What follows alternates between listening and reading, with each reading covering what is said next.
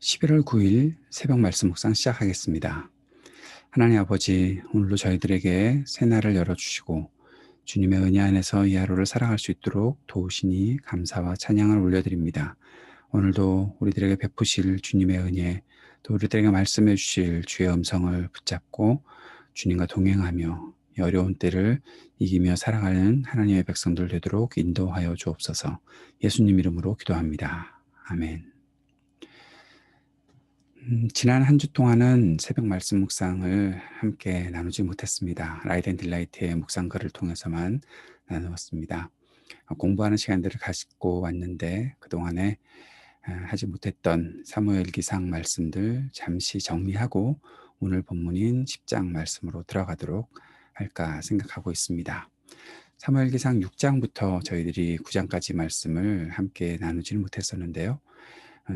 이스라엘이 전쟁을 벌이면서 블레셋과의 전쟁을 통해서 패하자 그들이 전쟁에서 승리하지 못한 이유가 무엇일까 생각하면서 법궤를 가지고 갔었죠. 하나님의 임재의 상징이었던 법궤를 가지고 간 겁니다. 그저 하나님께 묻지도 않고 또 하나님께 의지하지도 않고 하나님의 임재인 법궤만 있으면 우리가 승리할 수 있겠다 생각했던 이스라엘의 그 얄팍한 지식, 얄팍한 믿음들을 보게 되는 것이죠. 믿음이 하나님께 있는 것 같지만 그것은 하나님을 이용하려는 생각들 외에는 더 이상 아무것도 아니었던 것을 보게 됩니다. 결국 전쟁에서 패하고 법궤를 빼앗겼죠. 그런데 그 법궤를 가져갔던 블레셋의 병이 생기게 되고 법궤는 하나님의 임재의 그 영광을 그 자리에서 스스로 나타나게 됩니다. 그것이 하나님께서 살아계시다라는 증거였죠. 그리고 블레셋 사람들은 자꾸만 법궤를 옮겨서 법궤가 돌아오게 되는 그런 장면들을 보게 되었었습니다. 사무엘이 이스라엘을 다스리고 있었던 때가 계속 진행이 되고 있었죠. 하나님께서 왕을 세워주려는 계획들은 이미 가지고 계셨습니다. 그런데 이스라엘 백성들은 사무엘의 아들들이 좀 또 비리를 저지르는 일들이 나타나자 그들은 결국 왕을 요구하죠. 하나님의 뜻과 계획이 있는데 그것들을 무시하고 우리도 이방 나라처럼 이방 백성들처럼 왕이 있었으면 좋겠다. 초점이 어디에 있습니까?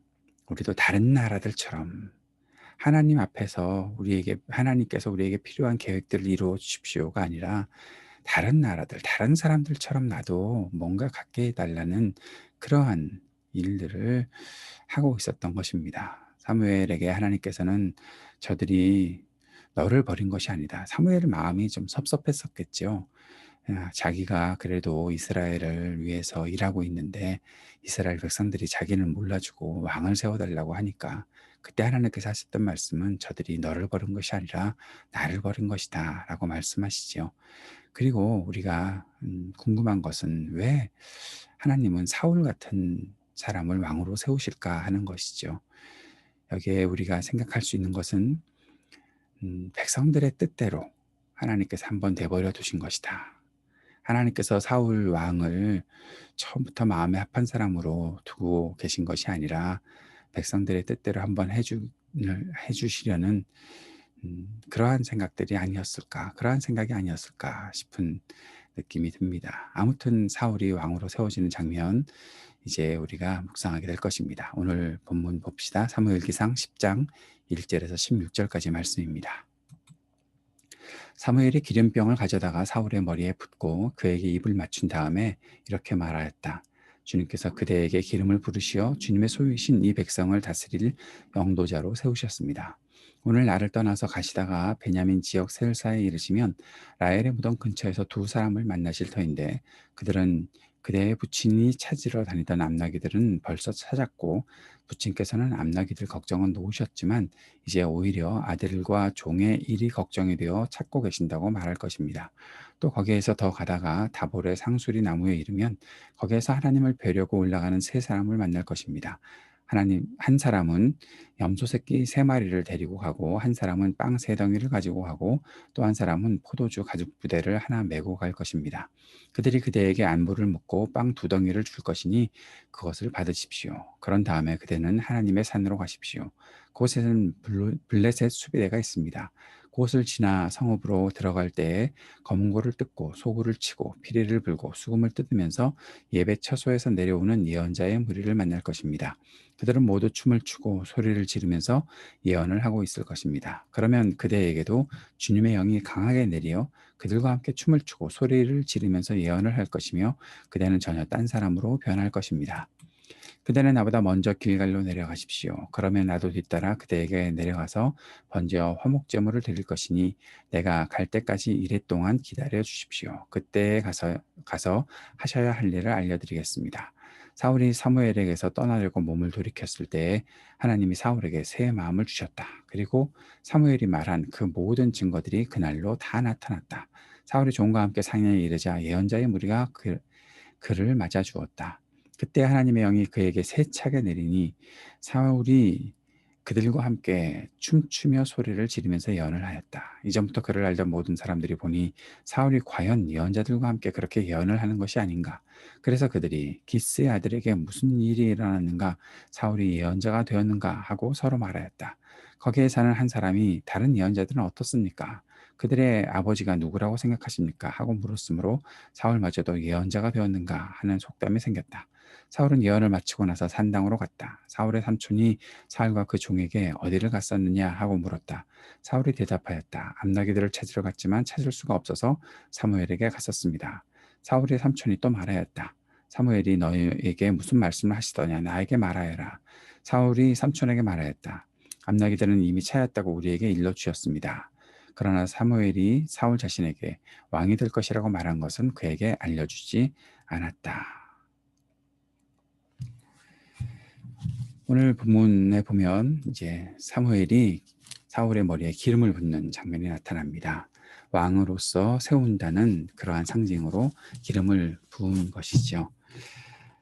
그리고 사무엘에게 주셨던 하나님의 말씀들을 사울에게 전하고 그리고 그 사울이 왕이 될 것에 대한 징조를 알려주는 것이죠. 첫째는 베냐민 지역 셀사에 이르면 라헬의 무덤 근처에서 만나게 되는 두 사람이 암나기를 벌써 찾았다라고 말하고 그의 부친과 아들과 종을 찾고 있다고 말할 것이고, 둘째는 다볼의 상수리 나무에 이르면 하나님께 예배하는 사람들 3사람을 만날 것이다. 사울에게 안부를 묻고 빵 2덩이를 줄 것이다 라고 그런 일이 있을 것이다. 그리고 셋째는 하나님의 산에서 블레셋 수비대가 있는데 거기 성읍을 지나고 들어가면 예언자의 무리를 만나고 거기에서 사울에게 하나님의 영이 임하고 춤을 추며 예언한다. 전혀 딴 사람으로 변할 것이다 라는 그런 이야기를 하고 있었습니다.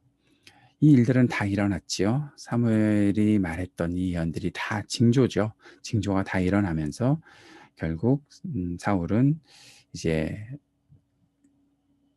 산에 이르러서 예언자의 무리를 만나고 예언하게 되는 그런 장면들이 나타나게 됩니다.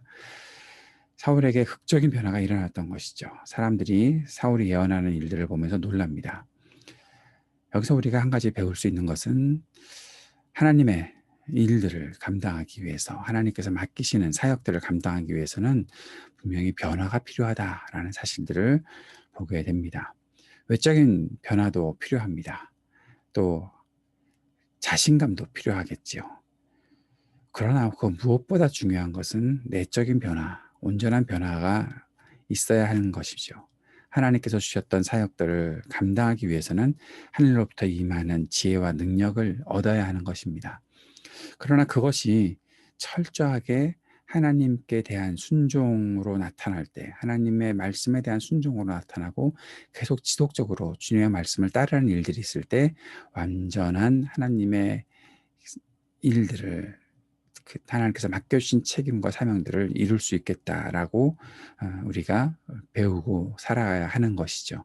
이것이 아니라 그냥 단지 한 번에 나타난 변화, 또 무엇인가 내가 어떠한 지위의 변화도 있을 수 있고 내가 가지는 어떠한 실력들도 있을 수 있고 배우는 것들도 있을 수 있는데 그것에만 의지할 하게 된다면 온전한 하나님의 통치를 이 땅에 실현하는 일들은 어려울 수밖에 없겠다라는 생각들을 하게 됩니다. 하나님께서 더 원하시는 것은 주님을 향한 신뢰와 순종, 그것을 통한 온전한 내적인 변화를 원하고 계시다라는 것을 보게 되는 것이죠. 우리가 알고 있듯이 사울은 여기에 실패하고 이 변화들만 자신의 겉으로 나타나는 어떠한 변화, 자신의 경험에 나타났던 변화만 가지고 왕으로 세워지고 결국에 이 왕으로 세워지는 장면들은 그닥 신통치 않게 아니면 또 하나님의 마음을 또 아프게 하는 그러한 결과로밖에 나타나지 않는다는 것을 우리는 배우게 되는 것이죠. 이미 알고 있는 사실들이겠죠.